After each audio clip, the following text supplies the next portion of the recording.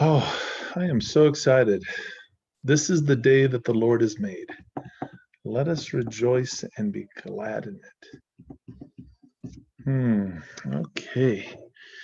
Here we are, and we are live on YouTube. This is great. Can't wait. This is Joseph Smith of Wise Guys and Ties. Thank you to CJ Wallace for bringing us here to your wonderful YouTube channel. We got a great mastermind for you tonight on credit banking. Credit banking, as you may or may not know, is also synonymous with terms like velocity banking, cash flow banking, infinity banking, mortgage sweep strategies, and the like. There are obviously little nuances with all of them, but I'm sharing my screen as we look into an infinite number of YouTube pages. Let us, boom, what are we talking about tonight? Credit banking and the search for the lost American dream.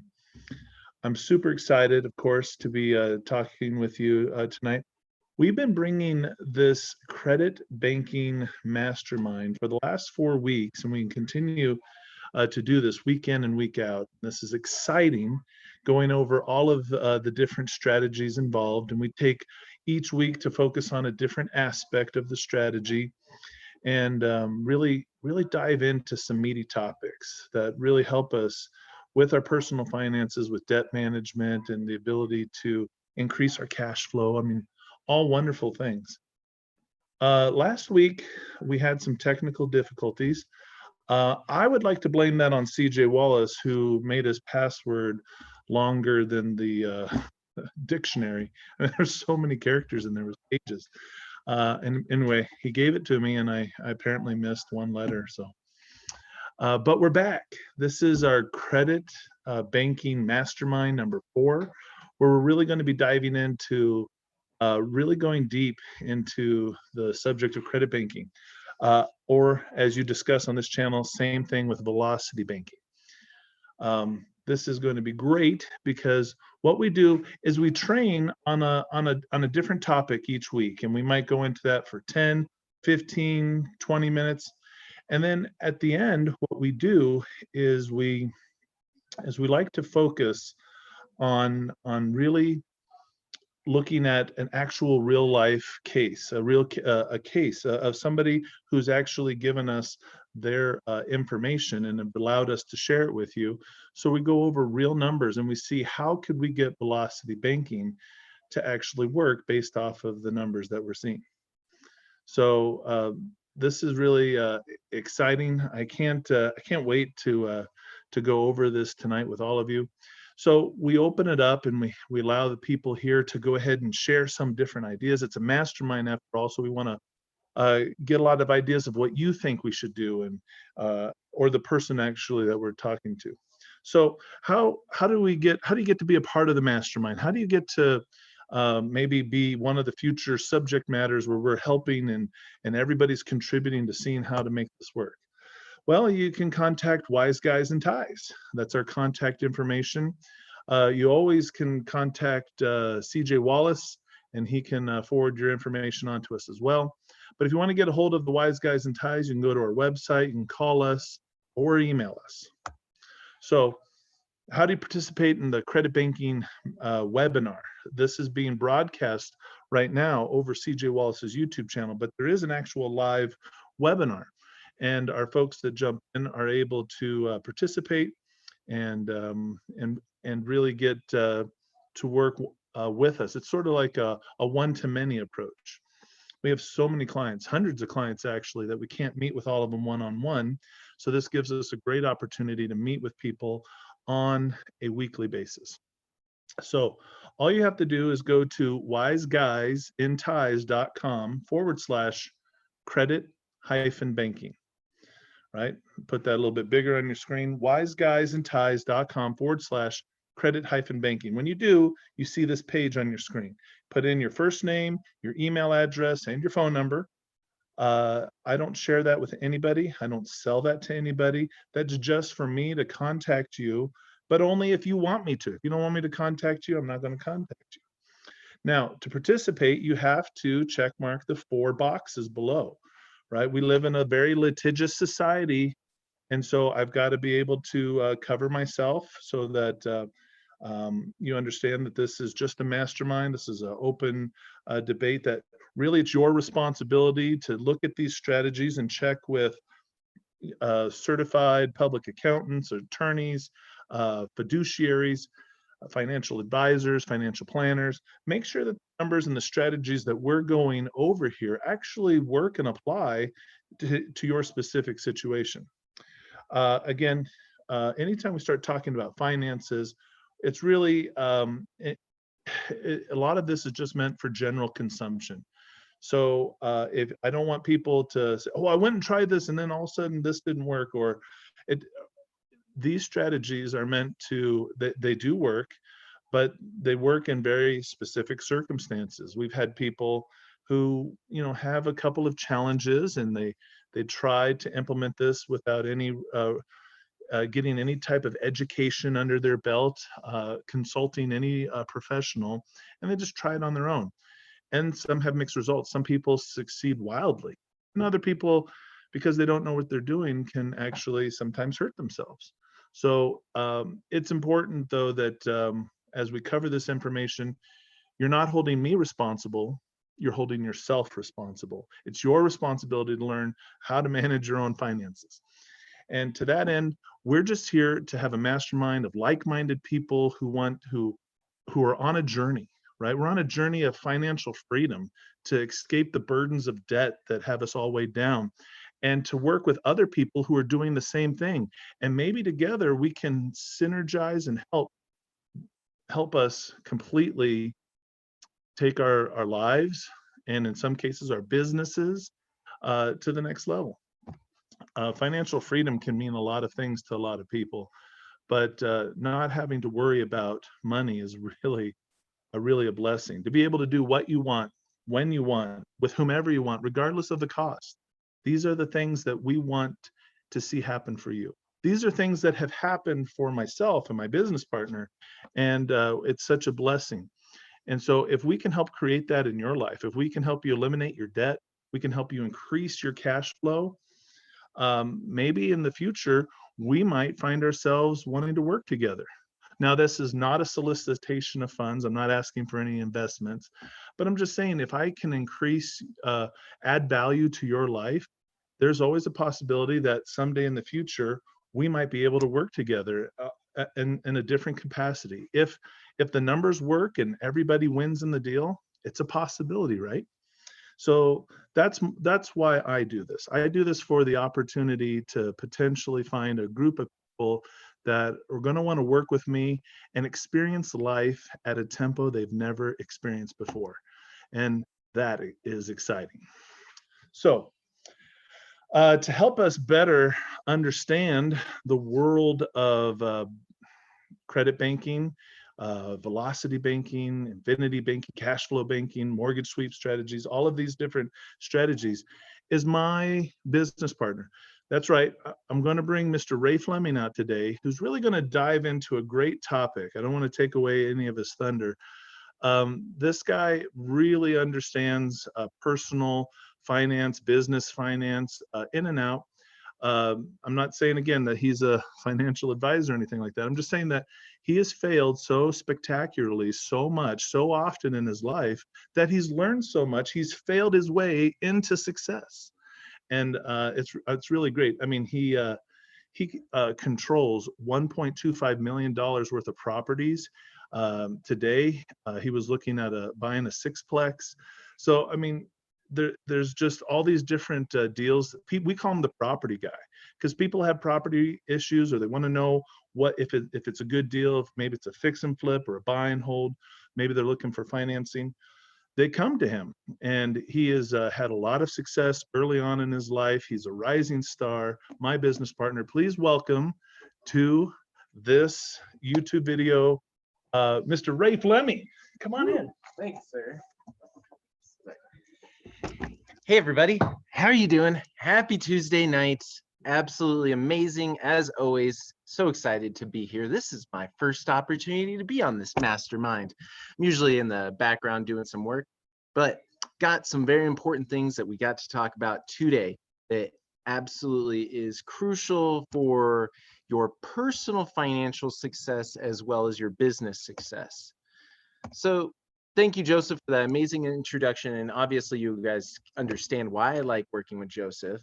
But here are some of the projects that we've been working on, and having a clear understanding of the credit banking strategies is crucial to limiting risk.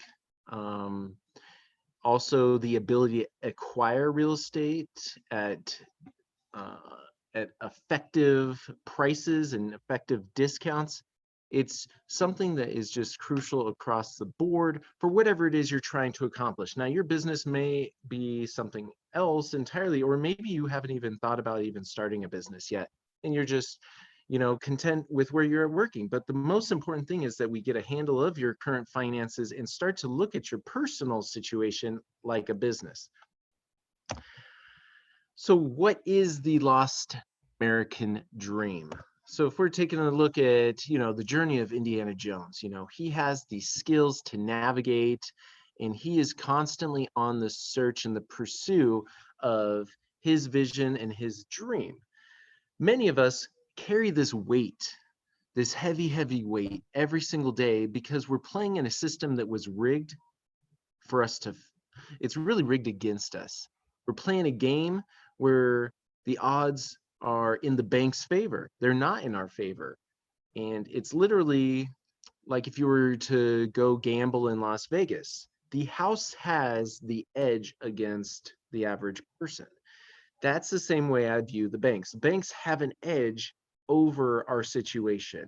And everything that we've done up to this point stacked up in a certain way to really burden us with overwhelming debt, with overwhelming interest. And it happened so progressively that we didn't realize how heavy that burden was until it was a little bit too late. So what keeps us exactly from financial freedom? It's that overwhelming debt, because all of a sudden it's that introductory credit card that is 0% for 6 to 18 months. And so we get that card. But what happens after that period? If there's a balance on there, all of a sudden the payments are now starting to skyrocket. If we were in a situation where maybe the car needed some repairs and we have now increased the utilization, now our credit score is starting to fall. There's all these situations that take place where life simply happens and we run out of money before we run out of month. And that's when our credit starts to pile up. But if we understand clearly how to effectively pay down debt, then we have a chance of survival. So I want to talk tonight about your credit score. This is one thing that we don't really dive in too much on, really the ins and outs of what makes up your score. And as soon as I started bringing up credit score, I imagine that all of you started to get an idea of where you currently are. Or if you don't know where you currently are, this is something that we need to start to pay attention to. There's a lot of different scoring models. So if you've checked your credit recently, or you're thinking about checking your credit, you may go to Equifax.com, because that's one of the big three bureaus. And so if you go to Equifax.com, knowing that your score is going to be different than some other sites is important. So if you go to Equifax.com and you're looking at their model, they score on a range of 280 to 850. Now, why is this important to understand? Well, let's take a look at this. If you go to creditchecktotal.com, which is a site that we like to use, they use the Experian Plus scoring model. And you're like, whoa, what's the difference, Ray? Well, that's on a little bit different scale. If you look, that's 330 to 830. Now, some of us have gone to Credit Sesame or credit.com. They adjust your rate on what's called the national equivalent score, and that's 360 to 840. And one of the most popular sites, which is Credit Karma, that uses the TransUnion risk score, which is 300 to 850. That is why at any given moment, you may not realize or you may not know what your actual score is, because depending on who you're checking your score with, also when you're checking it, if they are pulling reports from TransUnion, Equifax, Experian, or a combination, you can see some really large swings. And when it comes time to apply for loans, if you're coming to apply for new credit lines, knowing who and what and how is going to change your results. Also, is this a FICO 8? Is this the FICO 9? There's a couple different models as well. And so if we're looking at, FICO 8 and FICO 9, those weigh things differently. And we'll dive into those models and how those are weighted, because that also has an importance as well. So a couple other scoring models that's important for you to understand. There's the credit optics score. And this is very interesting because I've seen people that are like, oh, well, I have an 800 credit score. I'm like, oh, wow, really? And, in the situation that was, they went to a certain site that used the credit optics score, which is actually it's 1 to 999. Now, if you're going to a lender, use the lender application score, which is 100 to 990. Experience score plus is 300 to 900, and the Vantage credit score is 300 to 850. The real lesson here, folks, is that knowing who and what and how is not always public information. So first off, don't be scared when you start to see the swings. It really comes down to how do you manage all of these scores properly? Because if you're not quite sure who at what time is going to be pulling which score, how do we best optimize your personal credit profile? And so we're talking a little bit about the FICO 8. Okay, so the FICO 8, if you look on the right-hand side of the screen here, the FICO 8 scoring model heavily weights payment history. Now you're going to see a track record through many of the scoring models that payment history is one of the heaviest weighted items there is, especially if you look at, the other side of personal, and if you look at, say, business finance, for example, that's the only factor in business credit is the payment history, which is very interesting as well. I mean, obviously, they need to know if you're going to be able to pay your bills. So if we're looking at the FICO 8 model, 35% of the score is derived from the payment history. Now, the second item that's in line is credit utilization. Now, if you're not sure what utilization is, it's really how much of your available credit you're using.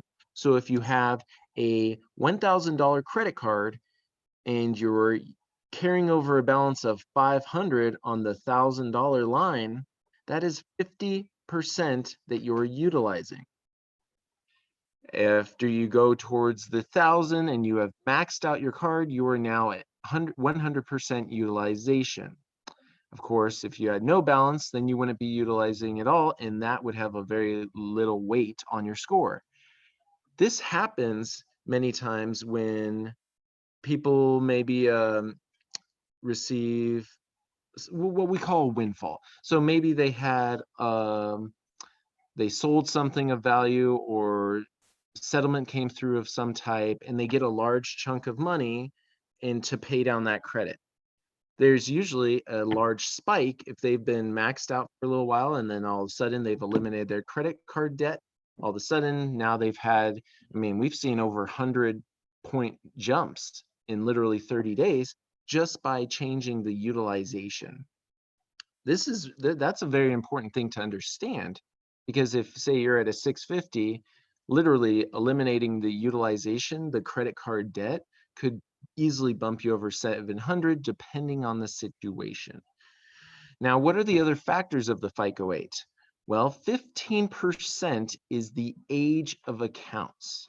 So the age of accounts is important because have you ever heard that closing an old credit card could hurt your score?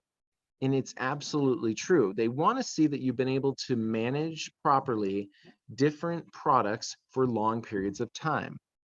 That is also why they weigh heavily the payment history.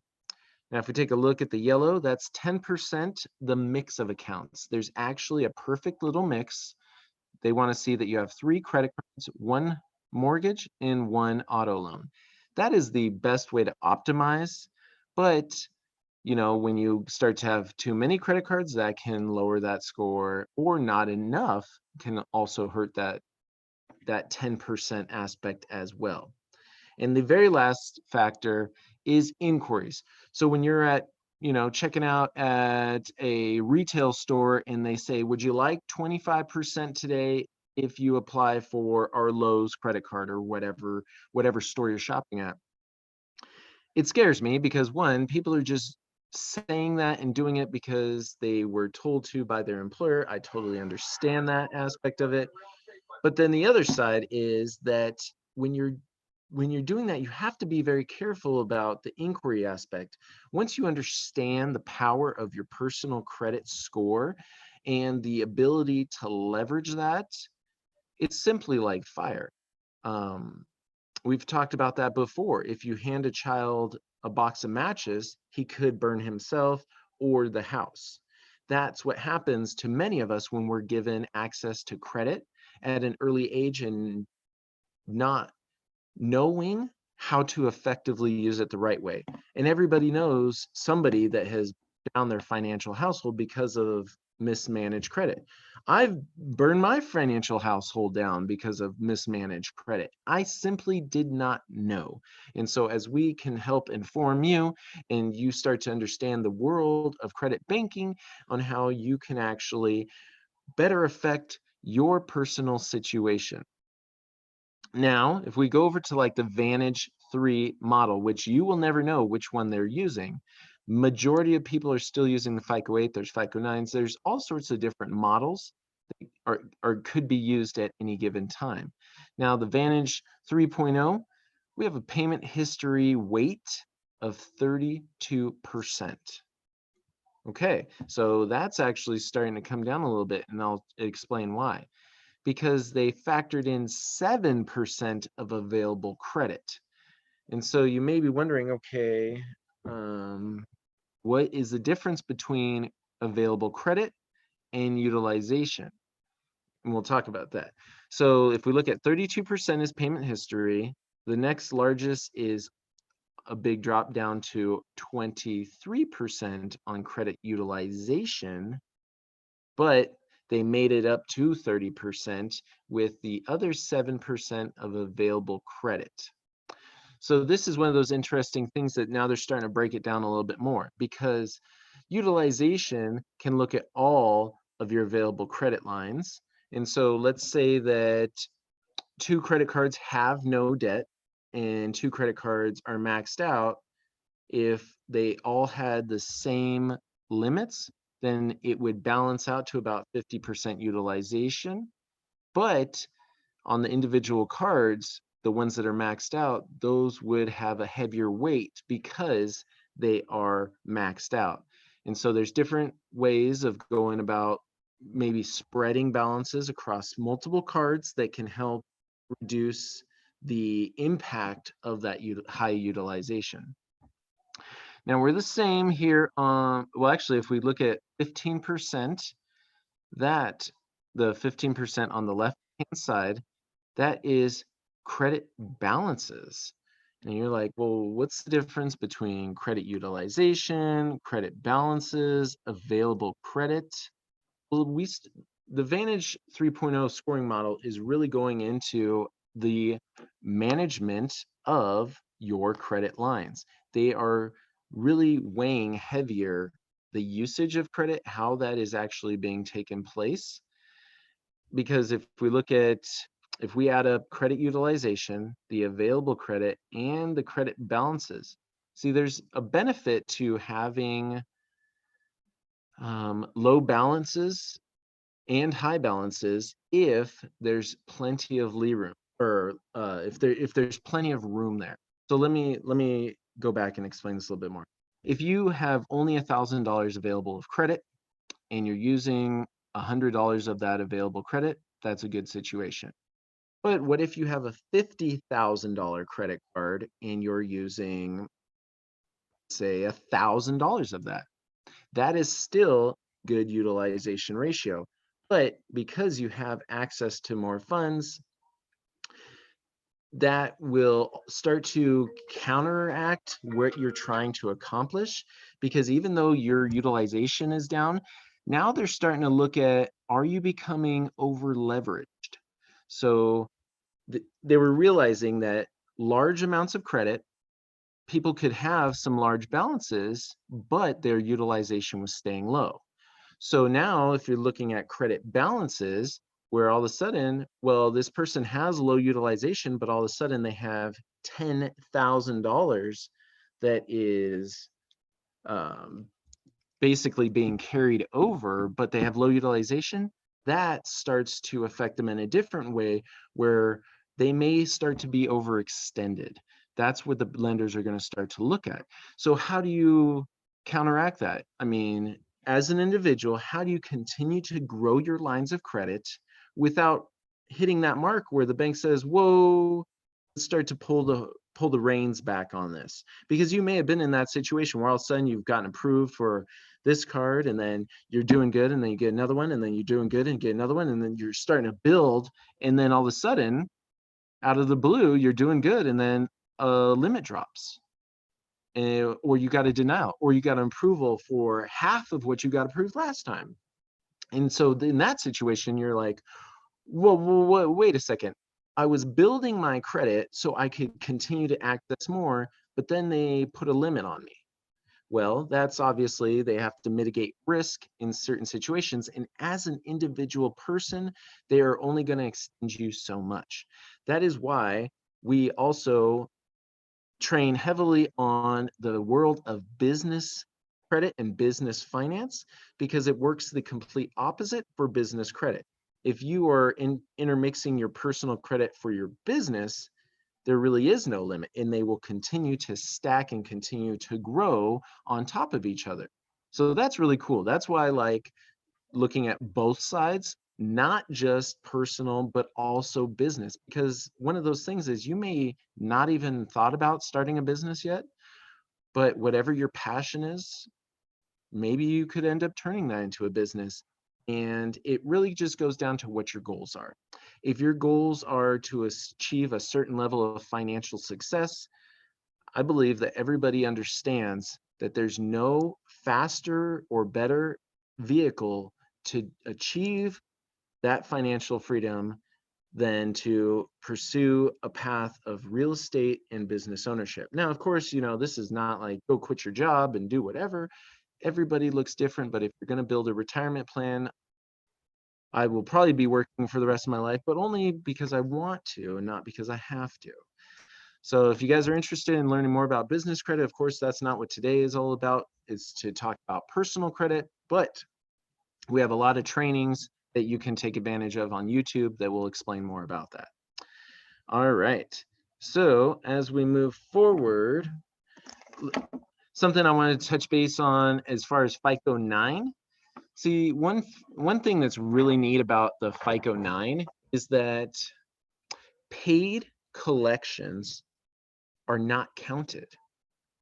And the medical debt is weighted differently.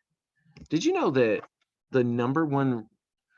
one of the number one reasons for bankruptcy in this country is medical debt? That is huge. Before ever having a credit card, but before ever having any loan, had horrible credit due to literally a $30 medical bill that I just simply never knew about. I was a kid. and it was carrying over for a very long period of time. So things like that have really um, set us up for not success, but set us up for failure. And that's what we want to overcome. We can overcome all of this, just so you know. And how long does it take? For wherever you're at today, how long will it take for you to achieve an excellent credit score? Well, on the personal side, it takes time to build a good credit score. The way in which personal credit is reported and calculated does not allow for building your credit quickly. You must be patient. Like we said, the only way to see some really huge jumps or is all of a sudden you get a windfall or you get $10,000 here and you can pay off all your credit card debt and all of a sudden you get a score jump. The only way to truly start to really repair your credit is to go through the credit banking process and to start to hack down that debt.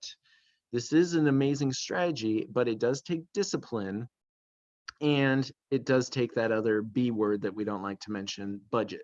We do have to live within our means.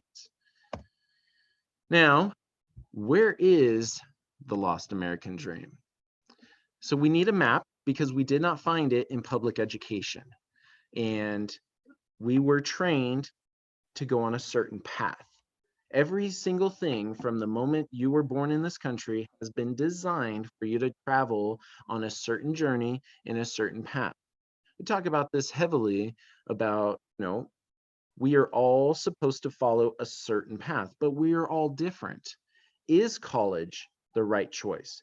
Is going to a public school the right path? For some, yes, but does it include everything that you need? Or are you more of a visual person and need a lot of hands-on experience that you may not get from the path that's provided for you? Everybody learns differently. I was one of those children that did not fit into that mold. So there was always this constant battle. There was a constant battle between me and the school administration where they felt I was not applying myself, but I just did it differently. There were things that I would do to help myself learn. For example, drawing out and illustrating whatever it is we were discussing instead of writing out notes. So if we were talking about a topic, would illustrate it, and that would help me understand the subject at hand. So I was very good at math, but very bad at reading. And it's just things like that, how do we learn best? Now, the best way to learn is to actually kind of do it all together, have some visual aspects to it, but also textual in word form, but also hands-on experience. And that's the purpose of this mastermind. The purpose of this mastermind is to hit all of those things. So wherever you come from, whatever walk of life, you can start to learn in the way that fits best for you.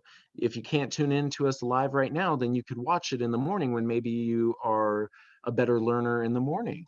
And we offer consultations. We can usually only spend about 30 minutes with you, but that's a great way to get started down this path, especially if you have a couple of questions. And so you need a map, and that's what our goal is, to help you with that map. Where are you at? Where are you currently in, and how did you get there? Now, let's figure out how to get out.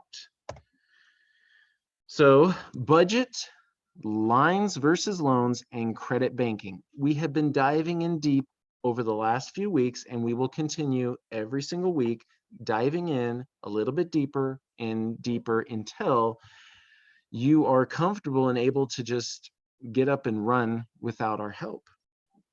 And it's one of those things that I've been working on this for a long time, and I still actively have to mastermind on things because I simply can skip things. And this is what's so powerful. If you are able to submit your numbers, you go over to wiseguysandties.com/credit banking / then you can put in your information and we can literally mastermind on it together. Now, today we have some numbers that have been submitted, and a lucky winner is going to get their numbers discussed, and everybody can kind of like say, oh, this, that, we'll look at the efficiency and all that.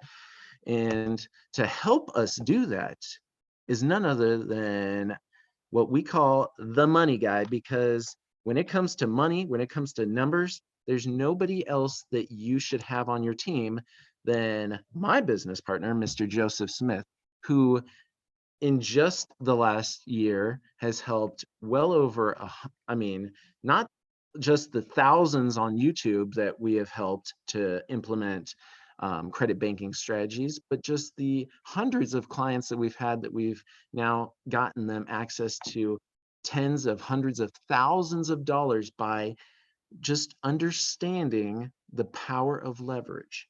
And so tonight, he's going to really dive in deep and we're going to start to analyze and really mastermind on how, with real life numbers, we can break the mold and get to that freedom. So, Mr. Joseph Smith, come on up. Thank you. Thank you. All right. Hey, YouTube, it is so great to be back with you. Wasn't that awesome? A lot of us, we take our credit score for granted. A lot of us, we think we know what we need to do. We just need to just pay our bills on time, but then all of a sudden we miss one, and then what happens? And then we're in this spiraling downfall of how do we, rob Peter to pay Paul? How do we get Uncle MasterCard to pay off Aunt Visa? I mean, we just the understanding how that credit score is actually calculated and the weight that is given to all of the actions that we take. It's ultimately because lenders want to know what is the likelihood that you're going to default within the next 60, 90, 120 days on any type of purchase that you make with your line of credit. And so these are their indicators that they use. Another thing is, I think the FICO 9 scoring model is much more accurate for really helping lenders see where somebody's actually at. Because when you do go have a hard time, maybe something happened and there was a glitch in a payment or something, and all of a sudden you got sent to collections and you didn't know because it had previously been on auto payment. Oh man, these things are frustrating. And so in the FICO 9 model, if you pay off a collection or you settle it, however you do it, it's no longer a negative against you. Right then and there, it's off your credit report. And a lot of people hire folks to do, it's not completely off your credit score. It's still there. It shows it has, but it's not weighted the same as, so, it's just, there's so many different ways.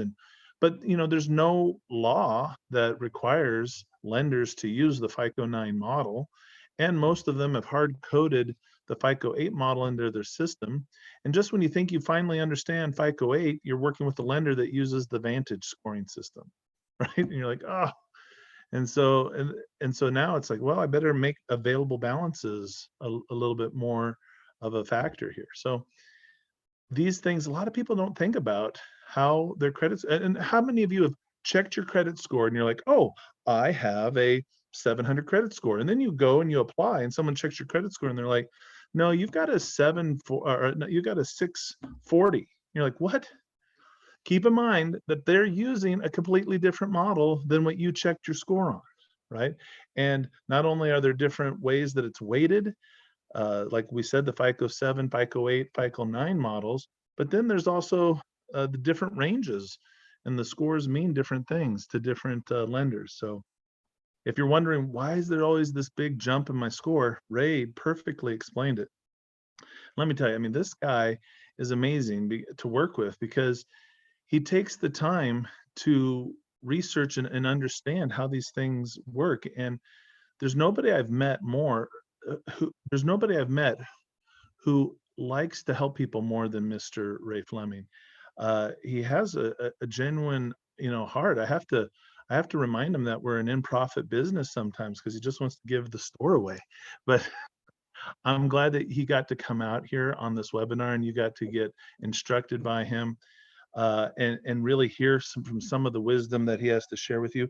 We're going to bring him out from time to time. He's got a lot more things that on his mind that he wants to share. And it's all of this is critical.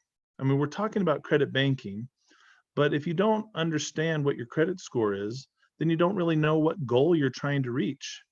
And if you don't know which model you're following, you don't know the path to get there. You don't know how it's weighted. And so part of what we do with the whole credit banking system is it's not a credit repair, so to speak, but since you see that utilization and you see utilization as well as the credit history, the payment history is weighted so heavily.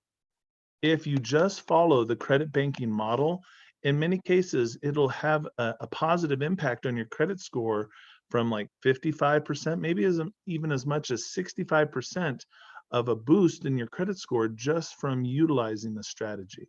So, and then with an increased credit score, you have access to more funding, because there's three critical components for when you're doing credit banking: velocity banking, cash flow banking. All of these require that you have debt. Debt. Do I have debt? Check. Yes, you've got debt, right? Do you have income? Do you have some form of monthly income, verifiable monthly income? It comes in, great. And then third, you've got to have access to a line of credit. Now, for some clients we work with, they don't meet that third requirement. They're like, my whole credit is a disaster. I don't. So we sometimes have to start right there with some folks and say, okay, well, let's look at your credit. How did we get here, and what can we do? And there's things on your credit report that might be reporting inaccurately, and you might want to go through the process of trying to get that off of your record. But the fastest way to make the largest impact on your credit score is to begin doing a credit banking strategy. But then you're like, but Joseph, I don't have access to credit. Right. So we utilize a strategy of getting a secured line of credit, taking the money from your income, your paycheck, and putting it on deposit in a cash depository with the bank. And certain banks will issue you a line of credit at, maybe somewhere around 90% of the money that you have, and you will now have a credit card that you can use. And keep in mind, because a lot of people, this is really hard for them. If I put all my cash into a credit line, now I have no cash. Well, yes, you have no cash. You've converted your cash into a line of credit, right? Line of credit. What can you buy on credit these days? What can't you buy with a credit card these days? So, folks, there's a lot that we want to go over. So let's dive into some real life examples here. So what I want to do is I want to go over, let's see, I forgot to open up my Excel spreadsheet. I don't know if you can see my desktop, but those are my boys, and love working with them. So let's see if this is the Excel. Yes, this is the program that I use to help people. But we have a lot. Can't believe I closed out of this program. Okay, here we go. We're on Mastermind number 4. So you should be able to see this on your screen. These numbers came in. You share your financial information. We don't put any identifying information out there at all. So you have anonymity when it comes to that. But so let me explain to you what happened here. So first of all, this is a 2-income household, and I did not understand that. So when I first got the numbers, and we actually did a 30-minute consultation, I realized that this numbers in the black represented only one income that was coming in. So we had to then find out the information from the other income. So if you have a 2-income household, right, and we're going to work together to utilize the credit banking strategy, then we can make it work. When we look at just the first income, we have a negative cash flow. So, obviously that doesn't work. What do you do when you have a negative cash flow? I mean, what do we? I mean, this is a mastermind, so I'm throwing it out there to you folks. But what do we do when there is no cash flow? We're living paycheck to paycheck, or our expenses are greater than our income. What do we do? Any ideas? Any thoughts? So what do? We start looking at those expenses. And some people will go through there and see, are there any duplications? Is there anything that we that we're duplications means, am I paying for something somewhere twice that I already have? Do I need Netflix? Do I need Hulu? Right? Right. So True Peace says we need to decrease our expenses. And so we either need to decrease our expenses, which is what the way most people think about it, but there's also the other side. Why don't we increase the income? Have you ever thought about looking at it that way? So when we look at a budget or we look at income and we're in negative cash flow territory, we have to either increase the income or we have to decrease the expenses, or a combination of both. And there's a lot of ways, obviously, to do that. So do you want to get an extra job, side job, work overtime, right? Those are ways to increase your income. But you can create income many different ways. You can start a business, right? We help people learn how to use business credit, and we use also what are called these credit banking strategies in conjunction, and we actually help people generate cash flow just from using business credit. Now I know we're talking credit banking here, but hear me out. I had one guy just over the last year. He started with nothing, right? With just a brand new business, and he built $75,000 in available lines of credit without having to use a social security number. There was no personal guarantees. He just built it utilizing the system. And then he took his lines of credit and he purchased cars. Now he didn't buy all of them free and clear, but he made purchases. He got three with 75,000. He was able to get 3 cars, and then he used a site called Turo, and he leases them out. Brand new cars. He's leasing out. Of course, there's a payment, but each car, because they're being rented out every day, each car is making him $1,000 net a month, net, right? So more is coming in, but after he pays for everything, pays the expenses.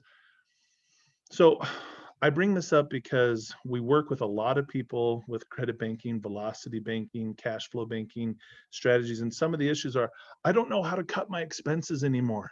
It's just like, I'm on the beans and rice diet. We only use electricity every other day. I mean, we've had people that come in there, and so we have to help shift the way they think about things. How then do we, if you've already cut back, right? How do we increase income? Well, I'm already working 3 jobs, or I'm already.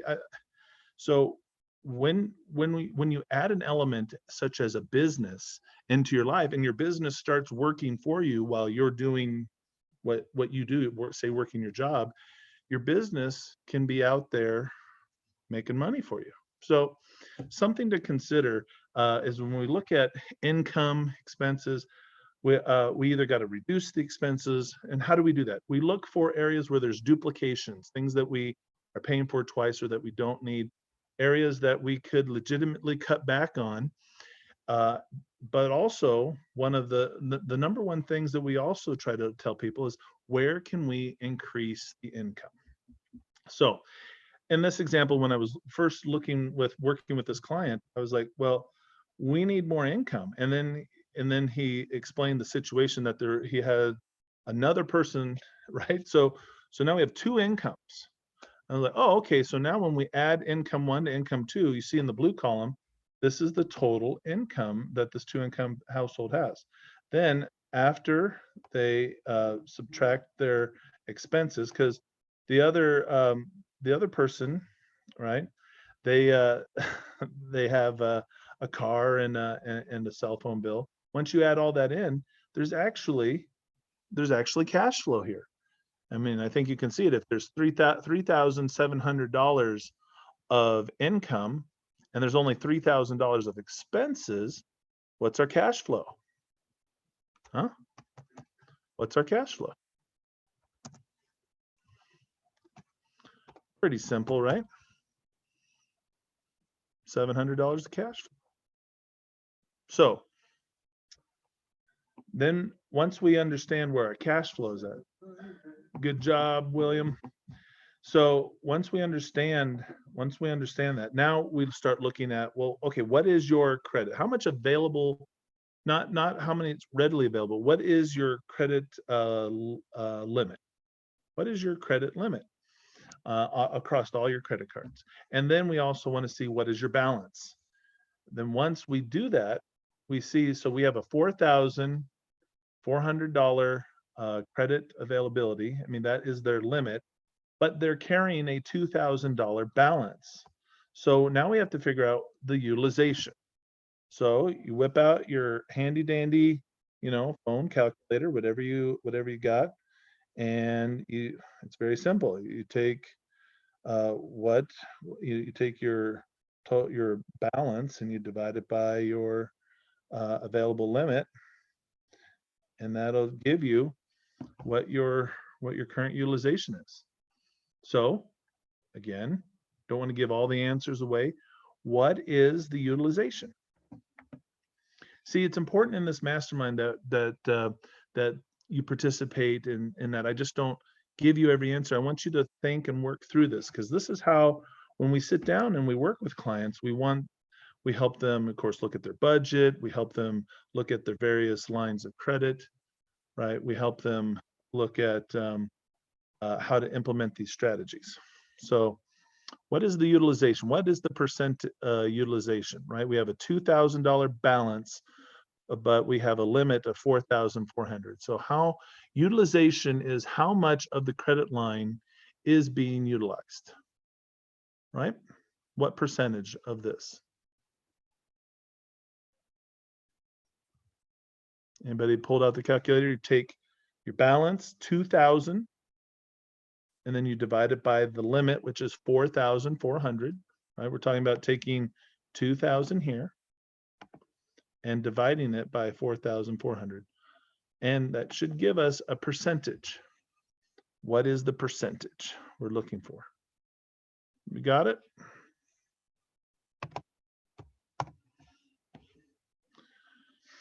That's right. We're at 45% utilization.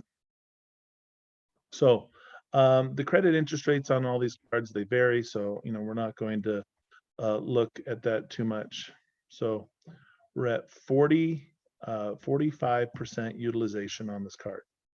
Okay, so when we look at utilization, it's very important. There's a couple of big milestones. We don't want to be over 50% utilization, because anything over 50% utilization is a negative. It begins to decrease our score. Now, being under 50%, our credit score can still build, but it's building at 45% utilization. It's building at a slow rate. To increase the rate at which your credit score would grow based off of utilization, we got to get under 30% utilization. And then even better would be to get under 15% utilization. So but this is where we're currently at, so this isn't bad. They have, this two-income family, they have an auto loan that has a balance of $44,700. The term on it was 5 years at the start, so there's 54 months left, and it's at 7% interest.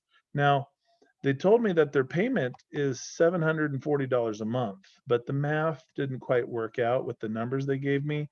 Based off of the numbers that I have here, their payment should be $884.11.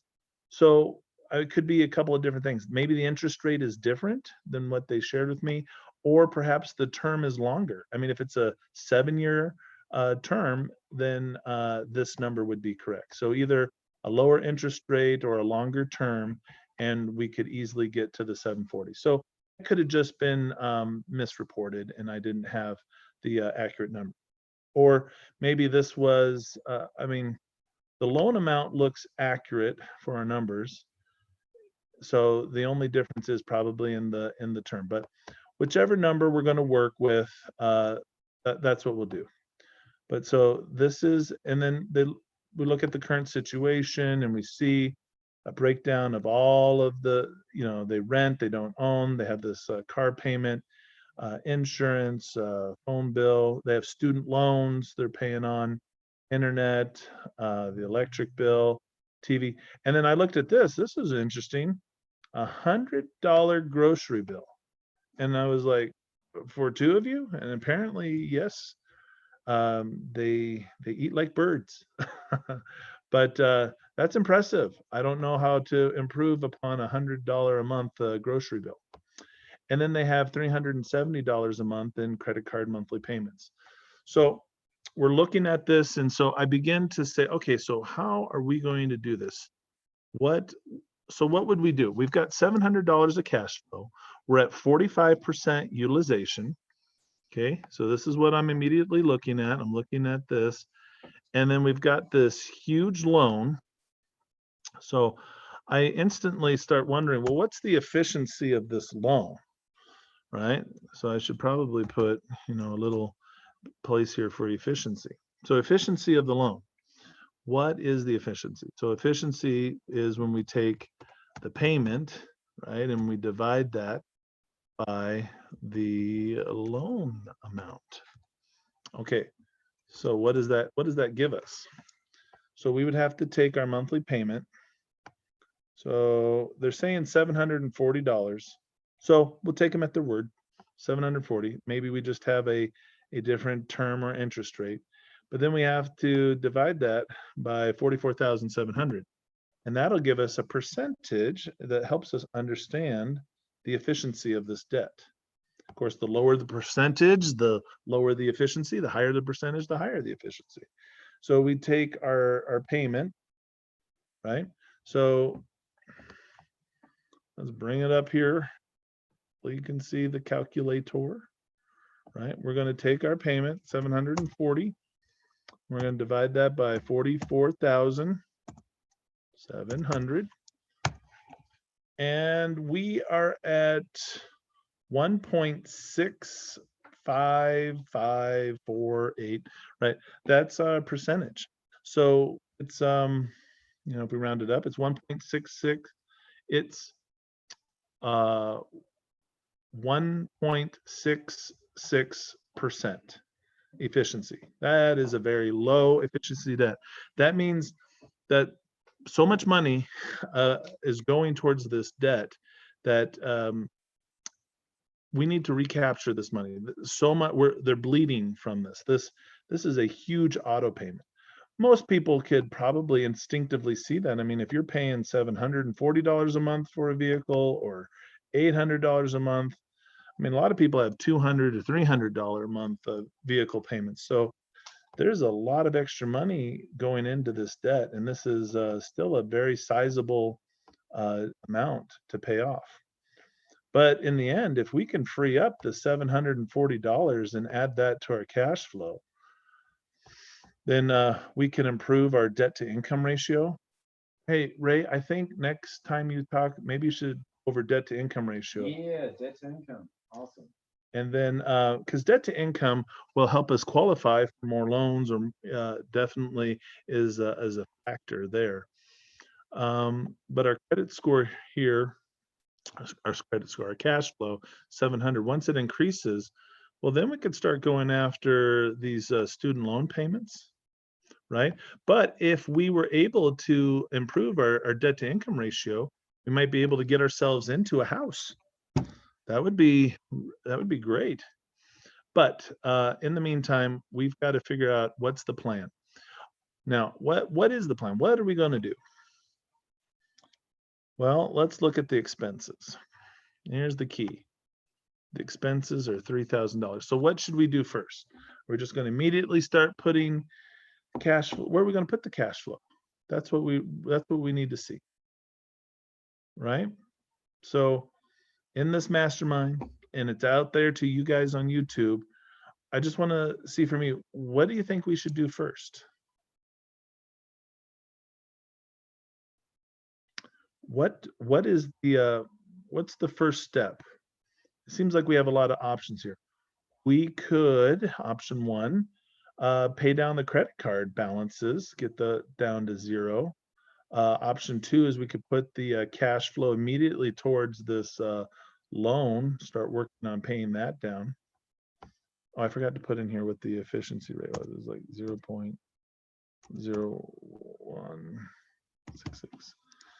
That's not good.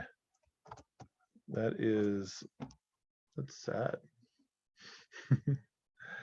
All right. So I want you to feel like you can be interactive and you can share thoughts and participate, because a mastermind works best when all of us are really contributing ideas and thoughts. And I want you to feel like your your thoughts. There are no out of bound thoughts. I mean, if you have some ideas, then feel free to share them. Okay, so I'm going to move forward here. So what do? I look at the expenses here. The monthly expenses are at 3,000. So ideally, to use a credit banking strategy. Refinance. Oh yeah, we have True Peace saying, yeah, refinance car loan. That's an interesting thought. We always say, oh, refinancing is so bad because you have to start that loan all over again. Well, is it so bad? I mean, look at this. $740, $888. If you refinance, again, I don't know how far we're into this loan. Again, I think it might be a 7-year loan. Or it's possible that the interest rate is possibly a little bit higher. But either way, let's say that it is a longer loan and it started and it was a 7-year loan and you're 2 years into it. Refinancing, you have to start it all over again. But what if they could shave off 150, 200 to $250? And we could apply that right into our cash flow. And that would be very helpful. Normally, I don't recommend doing a refi, but I think True Peace has a good thought process there. I mean, the efficiency of that debt is so horrible that yeah, let's refi out of it. If we could refinance this debt and make it more efficient, that's great. That's good for us. Oh, they started 8/1/19. Yes. Yeah. It's So only what, a few months old. right, but again, in talking with this, it's either a new loan or this was the current balance as of that date. So I had somebody, Ray was saying, hey, look at the date. It's obviously a really new loan. There's just a little confusion as to, is this the current balance as of this date? Or was this the start date and this is the current balance, or was that the balance on the start date? So anyway, either way, it looks like it is rather lopsided. And also looking at this, if that's the best deal that they can get, and it was just a few months ago, they're not really going to be able to refi into something better. But refi is definitely an option if it helps you make the efficiency of the loan better. I would also add this. If you're going to refinance, you need to have a credit banking strategy. You need to have a velocity banking strategy, a way to pay off this debt quickly and increase your cash flow. Because if you're just refinancing and then you wait till your next refinancing, you will never pay anything off if you keep refinancing it. I mean, that's a little trap that the bank sets for you. So, but I do thank you, True Peace. I think that in this case, I wouldn't normally recommend refinancing, but if it is an option, a legitimate option, maybe you need somebody to help co-sign the loan so you can refinance. I like thinking outside the box. And so, yeah, I would, in this case, because of these crazy numbers, I would refinance that. But let's say I don't have that as an option. What I would do is I would look at these $3,000. This is their monthly expenses. If we can get the monthly expenses paid for on their available credit, look, they have $4,400 of available credit. So we could put $3,000 of their expenses on this card. So it looks like if we could pay off, see, there isn't currently, with the $2,000 balance, there isn't currently that availability. So we need to, the first thing is pay this off. With good news is we can get that done in the first month, and then we have the credit line available to us. So the first step is to, in this case, zero out. I mean, this is my opinion. I think we need to zero out the credit card balance to get the full access to the available credit so that we can put the expenses onto the card, the income and the expenses. Then we're going to go after the loan. The loan is so horrible. And again, shout out to True Peace. If you can refinance this, or you need to get somebody to a cousin, a brother, an uncle, mom and dad, whoever, if somebody can co-sign this loan with you and you can get a better rate and a lower payment, that's really going to help you out here a lot on this. So good job on that. So let's take a look at my little program that I have, the our Excel spreadsheet that we do. Here we go. In our Excel spreadsheet, let's pull that up. We cover a lot of stuff here. Okay, so in this case, let's type in all of our numbers. We're trying to get rid of a debt balance of 44,700. All right, and the interest rate is at 7%, and the term in months, we'll leave it right here, is 54. See, even they're calculating the debt payment at 967.38. So the interest rate or something's off, right? But or there's a longer term here involved. What if there's 75 months left? Look at that. See, that's pretty close. See, if we go to 75 months left, then you see that matches their $740 payment. See, I think that maybe it's the term that's off there. Well, let's do that so everything matches closely with what we're talking about. Alex wants to know if you can get that sheet. Oh, how do you get this credit sheet? Well, we can talk about that. I'd be happy to share a lot of my tools, and I do that with a lot of our clients. But one of the things that I don't want to have happen, and I'll just let you know, we have a very, like I said, a litigious society, and people might utilize my tools and then say, well, hey, this didn't work out exactly, and so, you know, like here I put this on this tool I have is for demonstration purposes only. Individual results will vary, right? There's always little nuances here.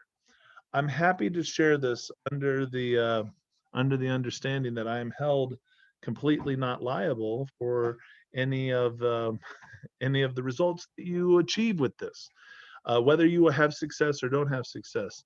This is a simple tool that I use that is built in with formulas that helps me calculate amortized interest, helps me calculate simple interest.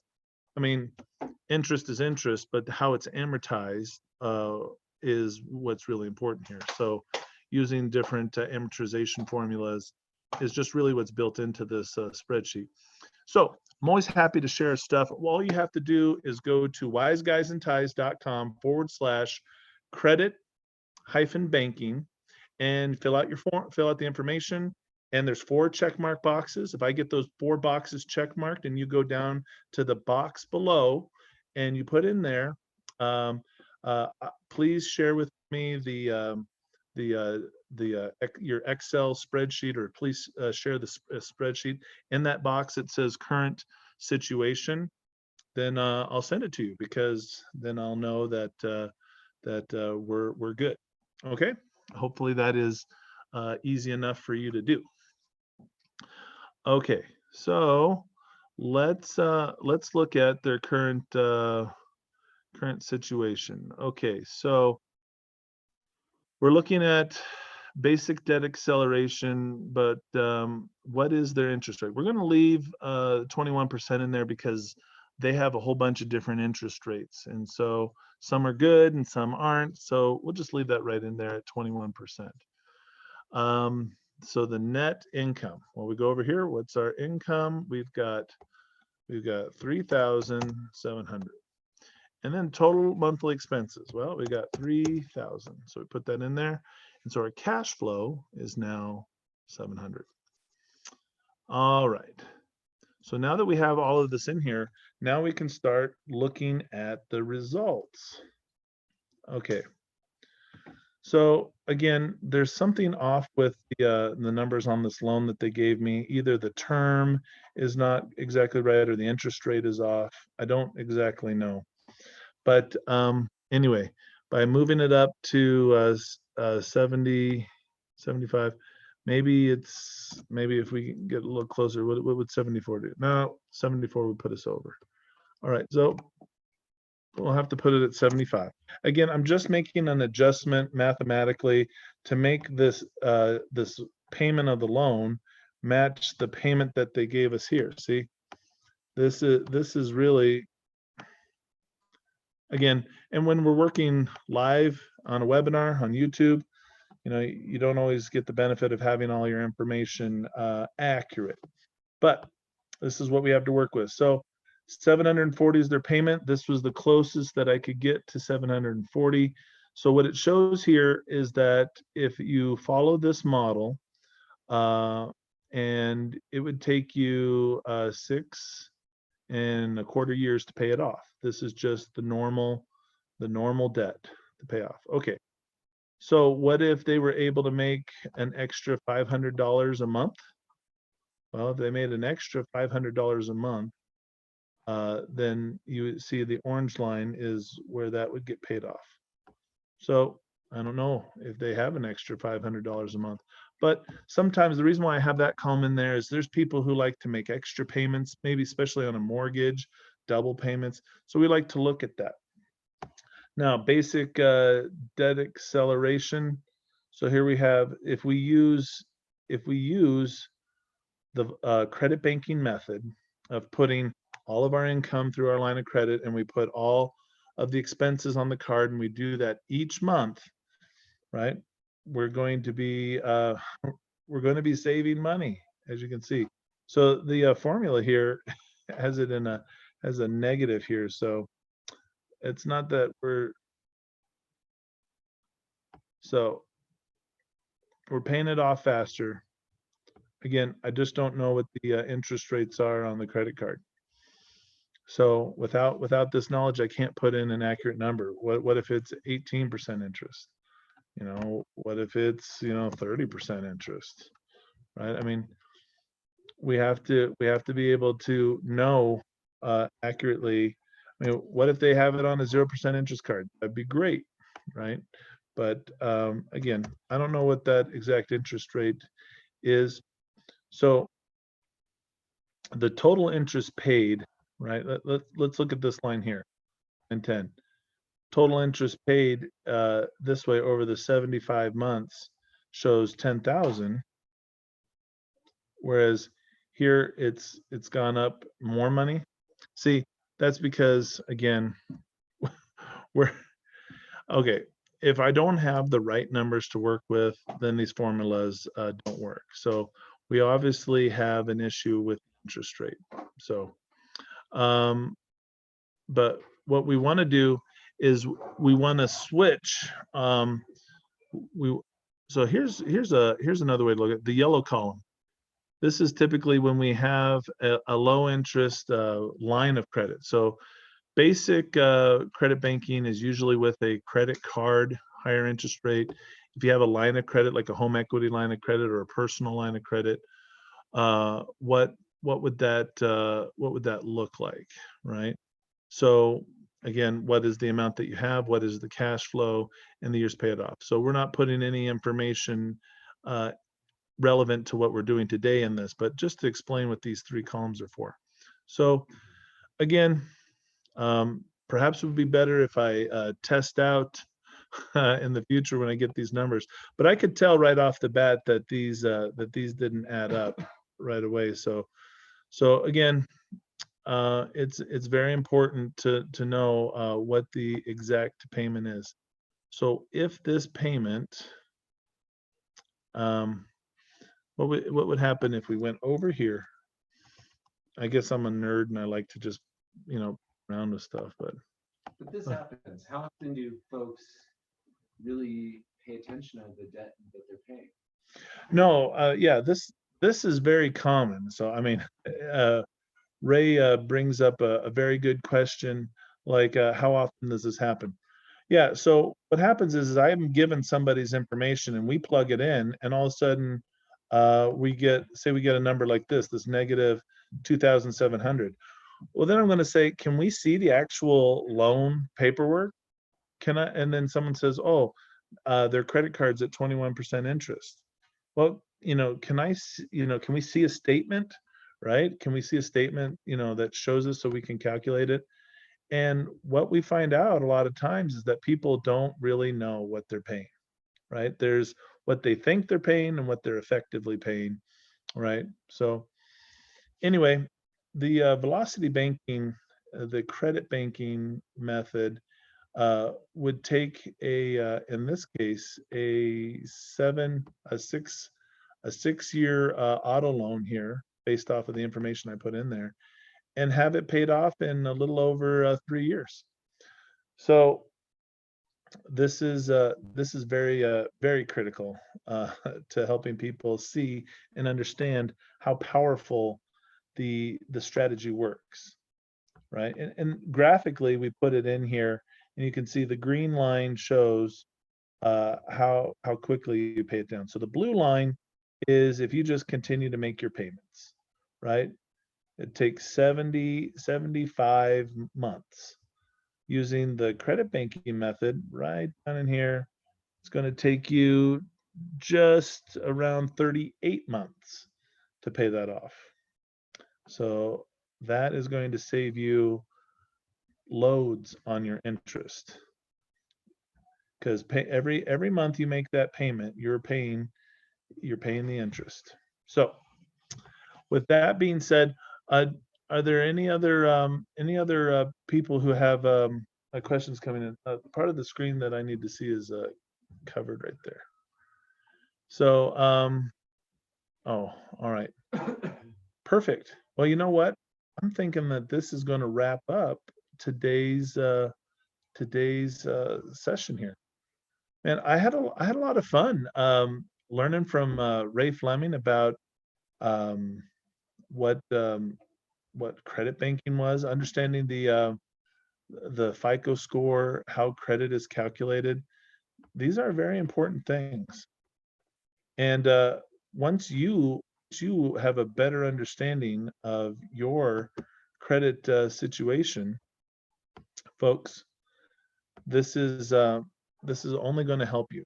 So today we really focused in a lot on your personal credit score, and but I want people to continue to keep coming here to the wiseguysandties.com, right? This is our website, and /credit-banking.